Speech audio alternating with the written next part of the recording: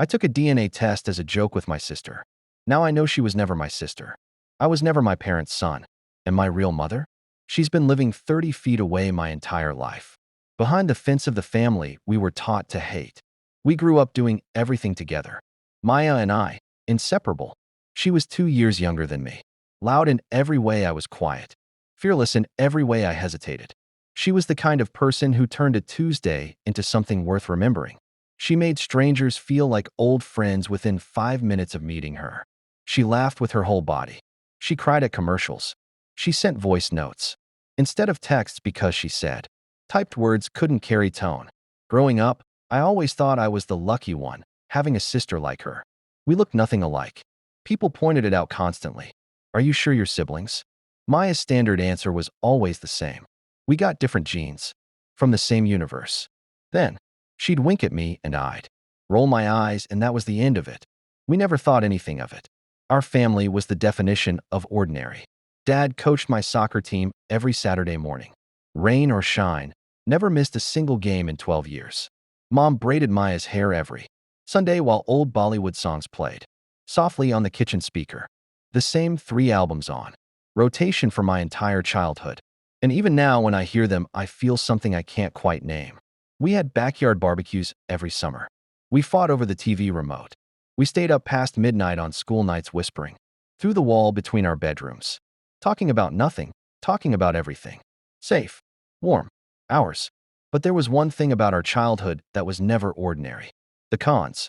They lived on the left side of our fence, and they despised us.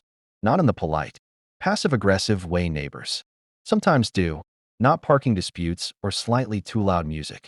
I mean real hatred. Deep, burning, completely unexplained. Generational hatred that neither family ever bothered to justify to their children. Their dog barked at dawn. Our dad called the city noise hotline before breakfast. Our car left 1 minute late for school. Mr. Khan filed a formal HOA complaint by noon. There were screaming matches over 2 inches of property line. Actual screaming, in the street. In front of both families. In front of us kids, standing in the doorway in our pajamas, not understanding any of it. My mom refused to say their name. She called them those people, in a tone that closed every door on the subject before it could even open. Mrs. Khan once threw a water balloon at our fence during a summer barbecue. She was 47 years old. She did it with full eye contact. We thought it was insane, but we accepted it the way children accept everything that has always simply been there. The Khans hated us. The sky was blue. Water was wet. Some things just were. Last Christmas, Maya's college roommate gave her 2 DNA ancestry kits as a joke gift. One for each of us. Maya thought it was the greatest thing that had ever happened. We're probably secretly Viking royalty, she announced, filming herself on TikTok while dramatically spitting into the tube, laughing so hard she nearly dropped it into the sink. I filmed her from the doorway, shaking my head. We mailed them together at the post office, bumping shoulders, still laughing. 6 weeks later, the results came back. I almost didn't open them. I wish I hadn't. The app said, "No sibling relationship detected." I thought it was a glitch. I genuinely laughed. I texted Maya. App says we're not related, LMYOLO, absolute scam kit. She didn't laugh back. 3 minutes passed. Then 5. Then she called me. She wasn't laughing either. My results are strange too, she said. Her voice was measured. Careful. The exact tone people use when they already feel something is deeply wrong but don't want to be the first one to say it out loud, because saying it makes it real. We stayed on the phone in silence for almost a full minute, just breathing. It's probably a glitch, I said again. But this time neither of us believed it. I went to my mom that same evening. I sat down across from her at the kitchen table, the place where we'd had 1,000 ordinary dinners, where she'd helped me with homework, where she'd told me she was proud of me more times than I could count. I put my phone flat on the table between us. I showed her the results. The numbers. The ethnicity breakdown that made no sense. The little app banner that said, "No sibling relationship detected," in clean, neutral font, like it was just a casual observation about the weather. She went white. Not pale. White. The kind of color that leaves a person's face when something they've been carrying for a very long time finally lands on the table in front of them. Then she said the 6 words that ended my childhood. "Those things are inaccurate. Throw it away." And she stood up and walked out of the room. I sat there staring at the empty chair for a long time. That was not a woman confused by technology. That was not a woman surprised. That was a woman who had already known, for a very long time, exactly what those results would say. I didn't sleep that night. At 2 a.m., I ordered a secondary verification service, paid $40, uploaded my raw data, and sat on the cold bathroom floor with my back against the tub and my laptop, balanced on my knees, watching a progress bar move across a white screen in the dark. The parental match came back at 6 a.m. Close match. Female. Username. Nork_1972. I stared at the name for a long time before I let myself understand what I was reading. Nur Khan.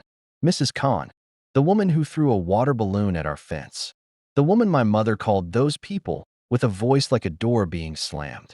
The woman I had watched scream at my father across a property line more times than I could count, with a fury that always seemed so enormous, so disproportionate, like she was screaming about something much bigger than a fence.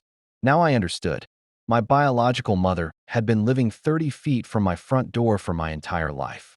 I sat on that bathroom floor for 2 hours. I didn't cry. I couldn't access anything that simple. I just kept refreshing the page, over and over, like the answer would change if I gave it enough chances. Like the universe would correct itself if I just waited long enough. It didn't. Then I did something I still can't fully explain. Some part of me needed to know exactly how deep the hole went, so I uploaded Maya's data too. Her parental match came back in 6 minutes. My dad. I read it 3 times. Then I set the laptop on the floor, and I stared at the ceiling, and I just breathed. Maya is genetically my parents' daughter. I am genetically the Khan's son. 2 babies. Same hospital. Same week in November. Switched somewhere in the quiet hours of an overnight shift. A name tag misread. A bassinet moved. 2 exhausted mothers wheeled back to their rooms without anyone catching the mistake. An error so small it fit in a single moment. A consequence so enormous it swallowed 25 years whole. And we grew up 30 feet apart, calling the wrong people mom and dad. Watching 2 families wage a war across a fence that neither family could ever fully explain, never knowing, not once, that the only reason for all of it was us. I closed the laptop, sat in the dark for a long time, thinking about every birthday, every Christmas morning, every time my mom kissed my forehead and called me her boy, every time my dad put his hand on my shoulder after a soccer game and said he was proud of me. Then I called Maya. She picked up on the first ring, like she'd been sitting there in her own dark room, phone already in her hand, just waiting. "I know," she said, before I could say a single word. "You already looked?" "I've been up all night," she whispered. We didn't say anything else for a very long time after that. We just stayed on the line together, 2 people sitting in separate darknesses, breathing, neither one willing to be the first to hang up, holding on to the last few quiet seconds before everything changed. I confronted my mom the next morning. I didn't yell.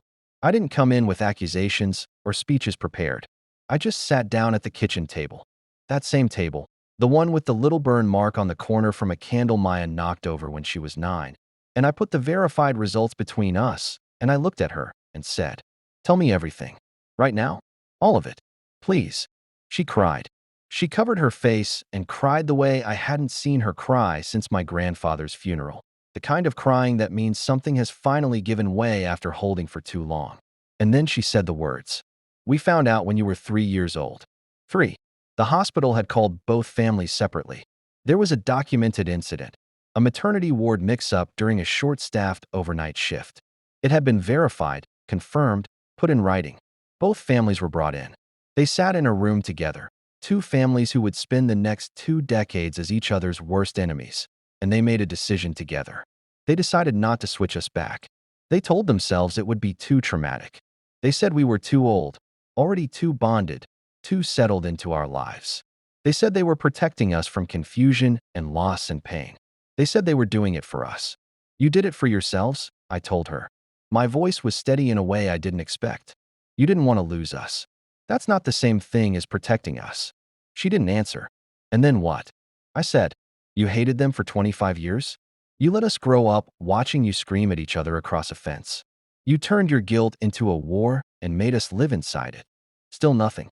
Just crying. That was when Maya appeared in the doorway. She'd been in the hallway listening. She walked in quietly and sat down at the table, and looked at our mom for a long, still moment, not with rage, not with tears, but with something quieter and more final than either. A kind of clear-eyed recognition, like she was seeing our mother fully for the first time and deciding, right then, how much of herself to give going forward. Did Mrs. Khan know too? Maya asked. Calm. Direct. Mom nodded once. Maya looked at me. One look. It said, of course she did. It was never just our side.